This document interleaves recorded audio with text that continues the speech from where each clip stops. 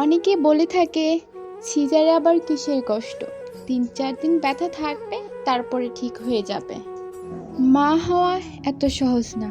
সিজারের সময় একটা নারীকে যখন নিয়ে যাওয়া হয়, তখন তার শরীরের ব্যথা কতটাখানি যন্ত্রণা একমাত্র সেই বোঝে।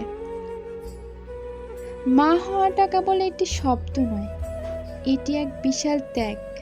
সিজারের আগ মুহূর্তে যে স্পাইনালটা দেওয়া হয়, শুনতে 1 মিনিটের হলেও সেই মুহূর্তের ভয় আর যন্ত্রণা কতটা শুধু সেই মাই বোঝেন।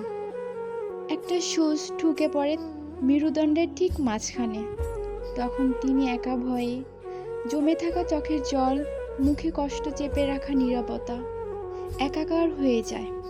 এই ভয়, এই কষ্ট সব পেছনে ফেলে মা শুধু সন্তানের মুখ দেখার অপেক্ষায় থাকে।